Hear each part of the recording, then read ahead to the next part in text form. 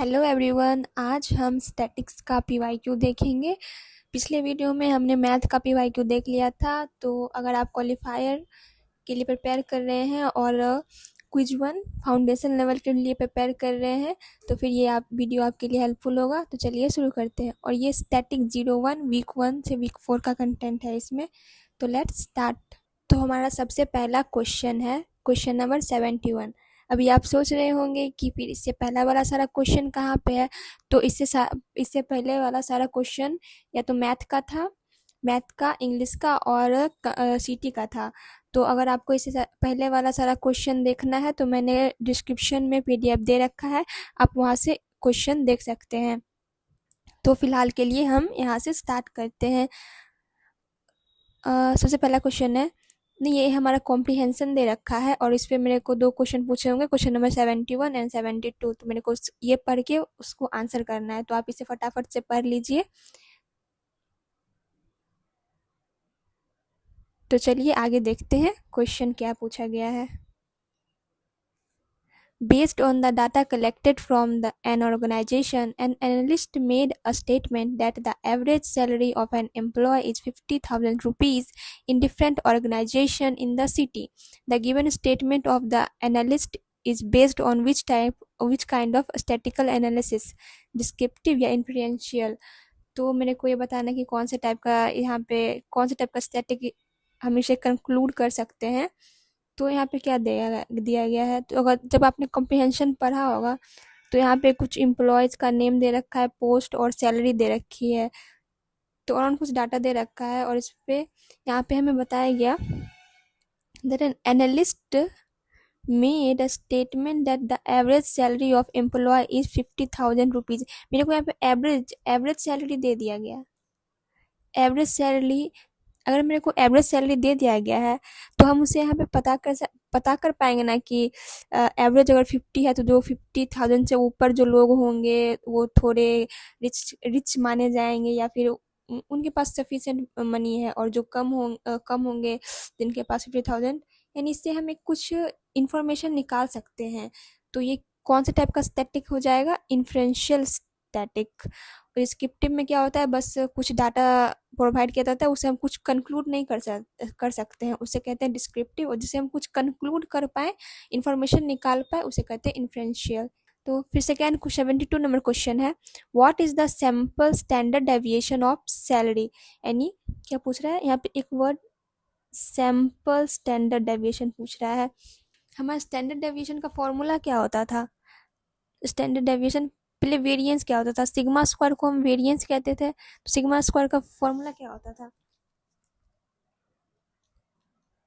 xi minus X का whole square upon n minus one. यहाँ पे सैंपल दे रखा है तो इसलिए n माइनस वन। अगर पॉपुलेशन पूछता तो हम यहाँ पे n ही रखते, इसका समेशन होता था, जितना भी समेशन। और स्टैंडर्ड डेविएशन क्या होता है, स्टैंडर्ड डेविएशन होता है बस रूट, वेरिएंस का रूट अगर हम कर लेते हैं वही हो जाता है स्टैंडर्ड डेविएशन। तो मेरे को यही निकालना है, स्टैंडर्ड डेविएशन निकालना है। ये मीन होता था, एक्स आई माइनस एक्स, यानी कि ये मीन है। यहाँ पे सारा डेटा और यहाँ मीन। तो चलिए हम फाइंड आउट करते हैं, इसको हटा देते हैं। तो सबसे पहले हमको क्या निकालना पड़ेगा, ये एक्स बार यानी कि मीन निकालना पड़ेगा। अगर सबसे पहले हम मेरा डाटा ये है तो इसका यहाँ पे पहले मीन हम यहीं पे निकाल लेते हैं। इसी सैलरी का ही मीन निकालना है, मतलब स्टैंडर्ड डेविएशन निकालना है। What is the simple standard deviation of salary, salary का स्टैंडर्ड डेविएशन निकालना है। तो सबसे पहले मीन निकालते हैं। तो मीन क्या आएगा, मीन क्या होता है, सम ऑफ सारा ये सारा का sum upon total number observation, sum of observation upon total number of observation. तो हम मीन निकाल लें। तो मीन निकालने तो क्या होगा, 50 50 100, फिर 100 प्लस 120, 60 60 120 प्लस 18 80 अपॉन में कितना डाटा है 1 2 3 4 5 5। तो कितना आ जाएगा, 8 2 10, ये 200 300, 300 बाय 5, यानी कि हमारा जो मीन आया है वो 60 आ गया है। और हमें क्या निकालना है अब, ये स्टैंडर्ड डेविएशन निकालना है आगे। मीन हमारा 60 था और यहाँ पे हम निकालते हैं। तो मीन क्या, 80 माइनस 60, 80 माइनस 60 20 स्क्वायर प्लस फिर 60 माइनस 60 0 50 माइनस 60 50 माइनस 60 क्या होगा -10 का होल स्क्वायर और वो 0 का स्क्वायर तो 0 ही होना है। फिर यहाँ पे 60 माइनस 60 0 60 माइनस 60 0 50 माइनस 60 एंड फिर -10 का स्क्वायर अपॉन सैंपल का एन माइनस वन 5 ऑब्जर्वेशन था, एन माइनस वन कितना हो जाएगा 4, तो कितना आ गया ये हो गया 400 500 600 600 अपॉन 4 कितना आ जाएगा 4 4 वन जा 4 और कितना बचेगा 24 5 20 140 आएगा।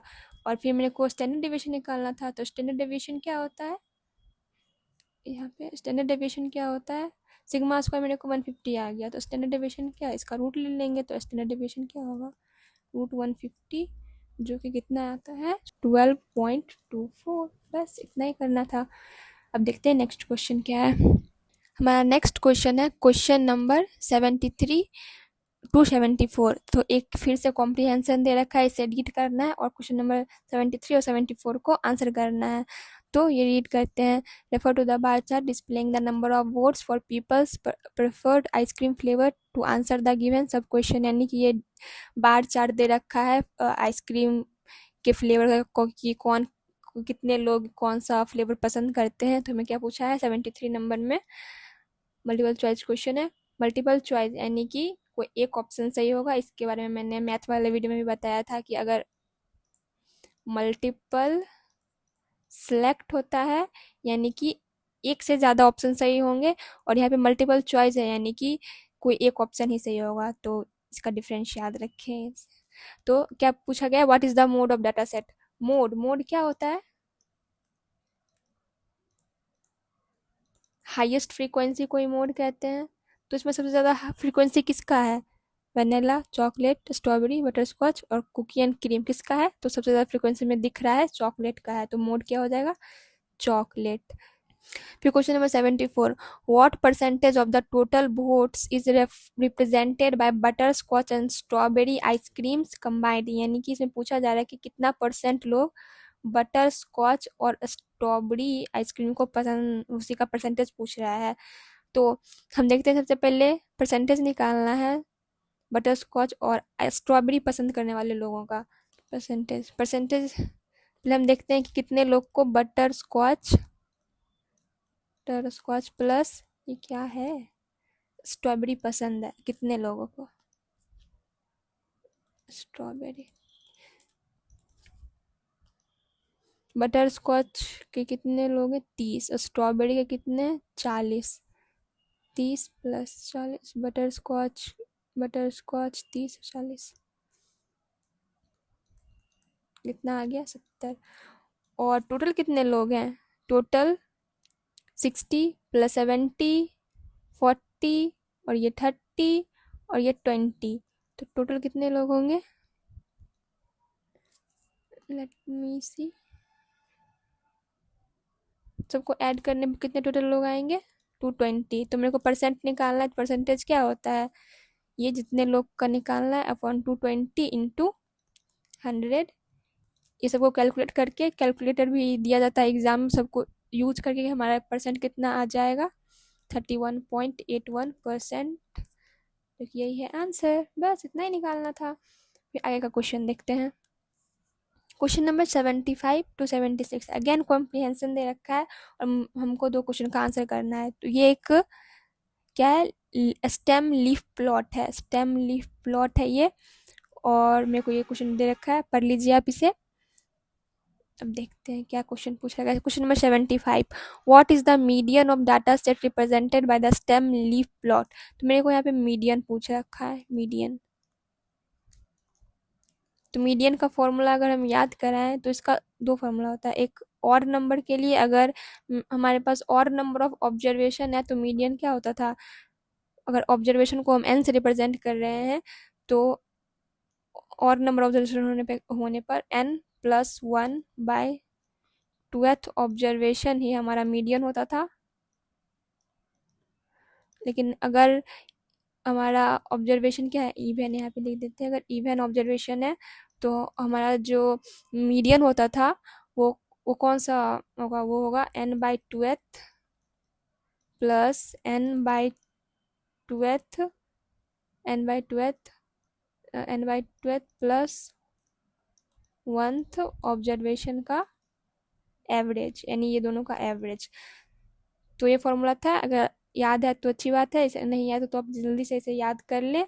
हम इसे भी इरेज कर देते हैं फिलहाल के लिए।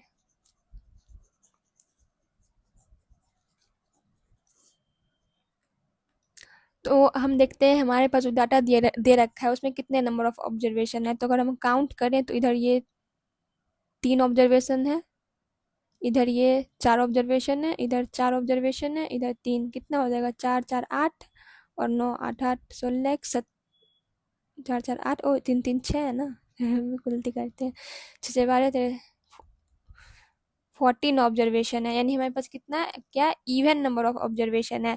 तो जब हमारे पास इवन नंबर ऑब्जर्वेशन होता है तो हमारा क्या हो जाएगा, मीडियन। मीडियन हो जाएगा, वही मीडियन होगा 14/2 प्लस 14/2 प्लस 1th ऑब्जर्वेशन का एवरेज। एवरेज देखते हैं क्या, total number of observation upon ये observation upon total number of observation. तो यानी कि 7th प्लस 8th ऑब्जर्वेशन का वही एवरेज। तो 7th ऑब्जर्वेशन पे क्या आ रहा है, ये 3 4 5 6 7 25 और ये 31। 25 प्लस 31/2 क्या आ जाएगा, 516 और 325/2 यानी क्या आ जाएगा, 2 2 जा 4 और 2 28। बस हमारा मीडियन क्या है, 28 हो गया, आंसर है यहीं पे। अब हम क्वेश्चन नंबर देखते हैं 76 में क्या पूछ रखा है, calculate the range of data. तो रेंज का फॉर्मूला होता था maximum value minus minimum value. तो इस केस में मैक्सिमम वैल्यू क्या है, इधर 46, ये जो डाटा दे रखा होता है वो असेंडिंग ऑर्डर में अरेंज करके दे रखा होता है, तो ये 46 है, माइनस मिनिमम वैल्यू क्या है 12, कितना आ जाएगा 6 34, आंसर। सेपरेट कर देते हैं, यही था आंसर, हो गया। अब देखते हैं आगे क्वेश्चन नंबर क्या है, 77। 77 to 78 ये भी कॉम्प्रिहेंशन है, इसे रीड कर लीजिए। और अब देखते हैं क्वेश्चन क्या है, what is the value of Y. तो मेरे को यहाँ पे कुछ कुजीन दे रखा है, फ्रीक्वेंसी, रिलेटिव फ्रीक्वेंसी। तो सबसे पहले रिलेटिव फ्रीक्वेंसी का फॉर्मूला याद करवा देते हैं, क्या होता था। तो रिलेटिव फ्रीक्वेंसी यानी कि फ्रीक्वेंसी अपॉन टोटल फ्रीक्वेंसी। और यहाँ पे हमें टोटल फ्रीक्वेंसी क्या दे रखा है, ये यहाँ पे है 150। तो इसे याद रखिए, ये 150 दे रखा है ना, ये टोटल फ्रीक्वेंसी है। What is the value of Y. तो वाई वाई वाई वाई ये थाई वाला है प्लेट, मेरे को इसका रिलेटिव फ्रिक्वेंसी दे रखा है। तो रिलेटिव फ्रिक्वेंसी इक्वल टू क्या होगा, फ्रीक्वेंसी अपॉन टोटल। तो यहाँ से y कितना आ जाएगा 15। सिंपल सिंपल था, ये से जाएगा, ये 10 10 कट गया, यानी y इक्वल टू 15 आ गया, हो गया। अब देखते हैं क्वेश्चन नंबर 78 क्या करता है, what is the value of x, relative frequency of Mexican cuisine to decimal places तक बताने हैं। तो x क्या था यहाँ पे, इसको थोड़ा इरेज कर लूँ। एक्स क्या है, रिलेटिव फ्रिक्वेंसी बताना मैक्सिकन कुजीन का। तो उसके लिए पहले मेरे को इसका फ्रीक्वेंसी चाहिए होगा, जो कि यहाँ पे नहीं दे रखा है। तो मेरे को ये वाई पता चल गया 15 है, तो यहाँ से हम इसका तो फ्रीक्वेंसी निकाल ही सकते हैं, क्या हो जाएगा 150 माइनस ये टोटल का सम। तो क्या 45 35 20 30 सबको ऐड करने पे क्या क्या होगा आगे। अगर हम ये मैक्सिकन का कुजीन का फ्रीक्वेंसी देखें, क्या 150 माइनस क्या क्या था डाटा में 30, 5 पर 10, 4 5 6 7 और 8, 30 माइनस 80 माइनस 15 में कितना आ जाएगा, ये this come out to be 25। तो हमारा रिलेटिव फ्रिक्वेंसी क्या हो जाएगा, यहाँ पे रिलेटिव फ्रिक्वेंसी पूछा गया था। हाँ, रिलेटिव फ्रिक्वेंसी जो कि x है, क्या हो जाएगा, तो x इक्वल टू हो जाएगा 25/150, जो कि डिवाइड करने पे क्या आ जाएगा, ये हो जाएगा 1/6, that come out to be 1 point. Simple answer हो गया। देखते क्वेश्चन नंबर 79। क्वेश्चन नंबर 79 क्या कर रहा है, ये भी कॉम्प्रिहेंशन है। क्वेश्चन नंबर 79 और 80 आंसर करना है इस डाटा से। मेरे को कुछ x की वैल्यू दे रखी है, y की वैल्यू दे रखी है, और यहाँ पे पूछा गया find the sample covariance between x and y। तो कोवेरिएंस पूछ रखा है, और इसमें फाइंड द सैम्पल कोरिलेशन पूछ रखा है। कोवेरिएंस फॉर्मूला किसी कोई भूल चुके हैं तो हम याद दिला दें। कोवेरिएंस का फॉर्मूला होता था xi माइनस x बार, yi minus y bar upon, ये सैंपल के लिए पूछा तो n-1, पॉपुलेशन के लिए पूछा तो बस n होता, यहाँ पे समेशन का साइन। तो यही कोवेरिएंस था का फॉर्मूला था। और कोरिलेशन का फॉर्मूला क्या होता है, जो हम r से भी रिप्रेजेंट करते हैं, ये covariance of x, y upon S X S Y. S X और एक्स वाई क्या होता है यहाँ पे ये स्टैंडर्ड डेविएशन होता है। स्टैंडर्ड डेविएशन यानी वही सिग्मा। ओके, तो हम सबसे पहले कोवेरिएंस निकालते हैं। तो हमें एक्स और वाई की ये वैल्यू दे रखी है, और इसी पे हमें क्या निकालना है, कोवेरिएंस। तो अगर हम सबसे पहले कोवेरिएंस निकालने का फॉर्मूला फिर से लिख देते हैं, इसको क्या होता है, एक्स आई माइनस एक्स अपॉन वाई आई माइनस वाई अपॉन n-1, क्योंकि यहाँ पे सैम्पल का पूछ रखा है इसका समेशन। तो सबसे पहले हमें क्या निकालना होगा, एक्स बार, और एक्स बार क्या होता है, मीन ऑफ एक्स। तो मीन हम निकालेंगे तो ये क्या होगा, -5 + 5 4 -4 3 -3, ये तो 0 आ जाएगा, और 0 by something is equal to 0। Y का मीन निकाल लें तो क्या होगा, वाई के डाटा का 13 13 12 12 -5 ये तो फिर से 0 हो जाएगा, यानी दोनों का मीन क्या आ रहा है, 0। तो अब हमें क्या निकालना है, हम इस डाटा को ऐसे लिख लें,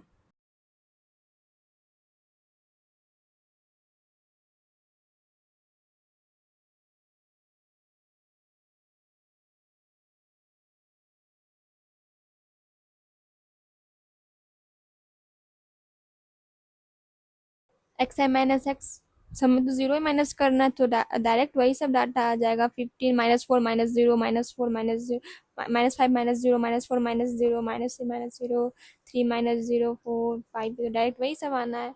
-13 -12 -5, इधर 13 इधर 12 और इधर 5, दोनों को मल्टीप्लाई करेंगे तो क्या क्या आएगा, 13 5 ज़ा 65, 12 4 ज़ा 48, 5 3 ज़ा 15, 13 3 ज़ा 39, 12 4 ज़ा 48 और 5 5 ज़ा 25।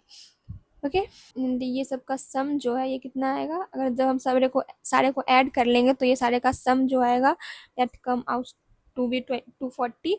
और मेरे को यही निकालना था, कोवेरिएंस क्या हो जाएगा, 240 अपॉन कितना डाटा है, 1 2 3 4 5 6 -1 यानी कि 5, जो कि आ जाएगा 48। जस्ट हो गया, निकाल लिए हम कोवेरिएंस, सैम्पल कोवेरिएंस। अब मैं क्या, कोरिलेशन भी पूछ रखा था, सैम्पल वाला ही कोरिलेशन पूछ रखा था, तो कोरिलेशन देखते हैं क्या होता है। कोरिलेशन का फॉर्मूला था covariance of x, y upon S X into S Y. और एच एक्स कैसे निकालेंगे,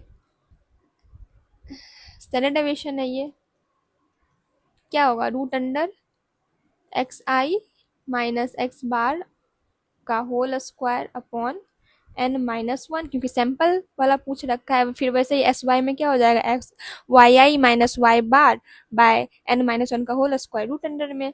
तो ये सब तो मेरे को ये निकालना पड़ेगा, तो ये निकालते हैं। सबसे पहले यहाँ पे एक और कॉलम बना लेते हैं, तो 2 और कॉलम बना लेते हैं, इसको थोड़ा सा इरेज कर देते हैं। ये एक्स आई माइनस एक्स बार का होल स्क्वायर, क्योंकि हमने यहाँ पे निकाला था वाई आई माइनस वाई बार का होल स्क्वायर।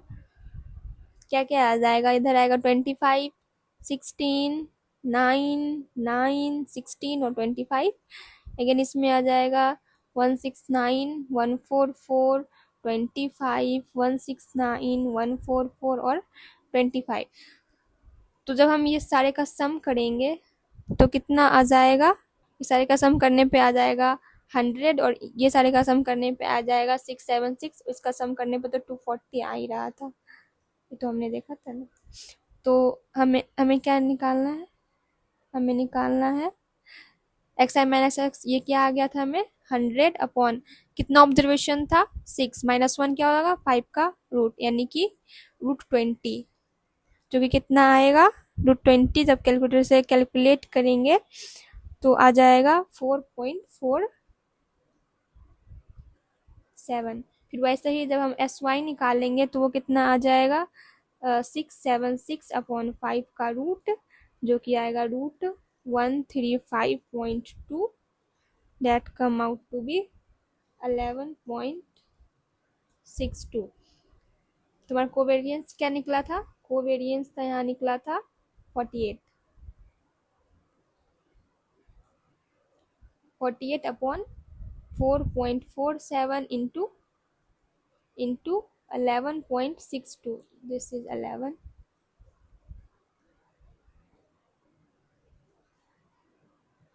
तो ये कितना आ जाएगा? 48/51.94, जो कि आ जाएगा 0.924। और हमें आंसर भी 3 डेसिमल प्लेस तक देना था। दैट्स इट, ये है आंसर। ये थोड़ा लंबा प्रोसेस है, लेकिन एग्जाम में आएगा तो करना तो पड़ेगा ही। तो आगे बढ़ते हैं, क्वेश्चन नंबर 80 तक हो गया है। अब है क्वेश्चन नंबर 81।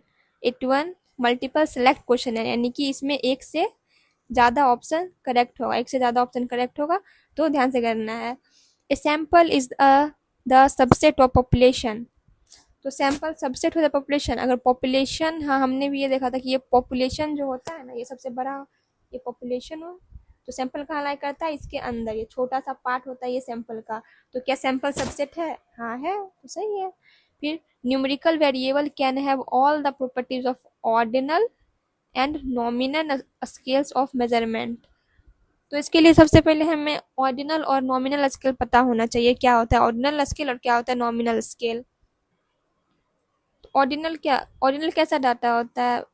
वैसा सब डाटा से जिसको हम रैंकिंग कर सकते हैं, जैसे कि गुड, कुछ चीज गुड है, एक्सेलेंट, बेस्ट, या फिर रैंकिंग या रेटिंग, रैंकिंग, रेटिंग, ये सब कौन सा टाइप का डाटा होता है? ऑर्डिनल स्केल का डाटा होता है। और नॉमिनल क्या होता है? नॉमिनल होता है कोई ग्रुप ऑफ डाटा सेट। जैसे कि ब्लड ग्रुप का हमें दे रखा है कि बहुत सारे लोग, ऐसे हमारे जैसे कि ब्लड ग्रुप दे रखा है कि ब्लड ग्रुप का एक ऐसे चार्ट बना रखा है कि इतने सारे लोग हैं, इनका एक ओ पॉजिटिव है, किसी का ओ निगेटिव है, किसी का ए है, किसी का ए बी है। ये सारा जो डाटा सेट हो जाएगा, जिससे जिससे हम ये सारे रिप्रेजेंट कर रहे हैं, उसी को कहते हैं नॉमिनल स्केल। फिर जब हम नॉमिनल स्केल में ये रैंकिंग ऐड कर देते हैं तो बन जाता है ऑर्डिनल स्केल। से नॉमिनल था ब्लड ग्रुप, तो किससे बेस्ट माना जाता है? तो सबसे अच्छा ब्लड ग्रुप कौन सा माना जाता है? ओ निगेटिव, जो कि यूनिवर्सल डोनर होता है। तो ये कैसा ये बन गया? ये ऑर्डिनल स्केल बन गया। जब हम बताए कि सबसे बेस्ट कौन सा होता है, ओ निगेटिव। ऐसे जब हम सारा रिप्रेजेंट करे थे तो क्या था? ये नॉमिनल स्केल था। ये बोला जा रहा है कि न्यूमेरिकल वेरिएबल के पास सभी प्रॉपर्टी होती है ऑर्डिनल और नॉमिनल स्केल का। न्यूमेरिकल वेरिएबल यानी कि 1 2 3 करके हम रैंकिंग कर सकते हैं कि ये फर्स्ट है, सेकेंड है, थर्ड है, ठीक है। तो ऑर्डिनल को रिप्रेजेंट कर रहा है और नॉमिनल को कर रहा है कि नहीं। क्या हम इसे ब्लड, किसी का ब्लड ग्रुप हमें निकालना है तो हम यहाँ पे फर्स्ट, इसको हम रिप्रेजेंट कर लिए 1 नंबर से, ऐसे करके 2 3 ऐसे कुछ कर सकते हैं। हाँ, ये किया जा सकता है। ये थोड़ा डाटा टाइप का है, अगर आपको याद है तो सही है, नहीं तो कंफ्यूजन होगा ही। ठीक है, तो हमने समझाने का पूरा कोशिश किया है, शायद आपको समझ में आ ही गया होगा। तो आगे देखते हैं। सी नंबर क्या बोला जा रहा है? Descriptive measure like mean, median, mode, all of them can be used to summarise the categorical variable. ये है। और डी नंबर क्या है? The correlation coefficient measure the strength of linear association between the two numerical variable. हाँ, ये तो बिल्कुल सही है। ये थर्ड नंबर, ये सी नंबर में चेक करना। Descriptive measure like mean, median, mode, mean, median, all of them can be use to summarise categorical variable. नहीं, हम बस मीडियन और मोड को ही यूज करते हैं ये कैटेगोरिकल वेरिएबल यानी कि ऑर्डिनल स्केल से मेजर करने के लिए मीन को यूज नहीं करते हैं, क्योंकि इसमें जो आउटलायर का चांस होता है बहुत ज़्यादा होता है, इसलिए हम मीन को यूज़ नहीं करते हैं। और ये कुछ डाटा होता है जो याद रखना पड़ता है, जो कि लेक्चर में बताया गया था कि मीन और मीडियन को ही हम मेजर कर सकते हैं इसे कैटेगोरिकल वेरिएबल में। तो आगे बढ़ते हैं। फिर हमारा क्वेश्चन नंबर है 82। If a categorical variable is measured on an ordinal scale then which of the following statistical measure appropriate कौन सा होता है, मीडियन और मोड। पीछे भी हमने बताया कि कैटेगोरिकल वेरिएबल के लिए कौन कौन सा होता है, मीडियन और मोड होता है। फिर मैं नेक्स्ट क्वेश्चन है question number 83। Multiple select question है, यानी कोई एक ऑप्शन नहीं सही होगा। हमें दे रखा है given bar chart represent the T shirt size worn by the members of a sport club, which of the following option is best way to represent the data. तो हमें बताना है कि कौन सा बार चार्ट सही है। तो देखते हैं, इसमें टी शर्ट है, फ्रीक्वेंसी है, पहले लार्ज, फिर मीडियम, फिर स्मॉल, फिर एक्स्ट्रा लार्ज। ये कोई तरीका नहीं हुआ। हम कैसे, या तो हम बार चार्ट को असेंडिंग ऑर्डर में, ये बार चार्ट जो होता है उसको हम या तो असेंडिंग ऑर्डर में रखते हैं, असेंडिंग ऑर्डर या डिसेंडिंग ऑर्डर। यहाँ पे कोई ऑर्डर ही नहीं है, पहले लार्ज फिर मीडियम फिर स्मॉल। तो ऐसे होना, अगर ऐसा रहता कि पहले सबसे पहले स्मॉल रहता, फिर क्या रहता, मीडियम, फिर रहता लार्ज, फिर एक्स्ट्रा लार्ज, या फिर उल्टा एक्स्ट्रा लार्ज पहले, फिर लार्ज, मीडियम, स्मॉल, तो ऐसा बार चार्ट को सही माना जाता या अच्छा माना जाता। तो ऐसा तो नहीं है, तो ये ऑप्शन तो गलत हो गया। फिर ये ऑप्शन देखें, स्मॉल है, मीडियम है, एक्स्ट्रा लार्ज है, लार्ज है, ये लार्ज एक्स्ट्रा लार्ज में शिफ्ट हो गया, तो ये भी गलत है, ये भी गलत है, ये भी गलत है। आगे देखें, एक्स्ट्रा लार्ज है, मीडियम और स्मॉल है, हाँ ये पूरा सही है। ये small, medium, large, extra large, हाँ ये भी सही है। फिर आगे का क्वेश्चन है, in an exam students score have an IQR of 20. The teacher decided to first add 5 marks to each student score and then multiply each adjusted score by 2. What will be the IQR now? यानी कि हमारे पास IQR पहले कितना था, 20। अब teacher क्या कर रहे हैं, उस जो मार्क्स था बच्चे का उसमें सारे ही मार्क्स को 5 से फर्स्ट ऐड, हाँ पहले सबको 5 से ऐड कर रहे हैं, फिर उस पूरे मार्क्स को 2 से मल्टीप्लाई कर रहे हैं। तो मेरे को बताना है फिर IQR, न्यू IQR क्या होगा, को ये बताना है। तो इसके लिए एक चीज़ पता होनी चाहिए कि जैसे कि हमारा मीन या वेरिएंस या स्टैंडर्ड डेविएशन, ये सब जो होता है, या मीडियन भी, ये सब जब हम कोई डाटा लेते हैं, डाटा में हम कुछ ऐड करते हैं, तो उससे मीन और ये सारे वेरिएंस, स्टैंडर्ड डेविएशन, ये सब को कुछ फर्क नहीं पड़ता है। अगर हमारे पहले मीन और मीन ए था, स्टैंडर्ड डेविएशन बी, ये क्या वेरिएंस बी था, स्टैंडर्ड डेविएशन सी था, मीडियन कुछ डी है, तो जब हम सारे ही डाटा में कुछ ऐड कर देंगे तो हमारा ये मीन, मीडियन वगैरह कुछ नहीं चेंज होगा, ऐड करने पे नो चेंज।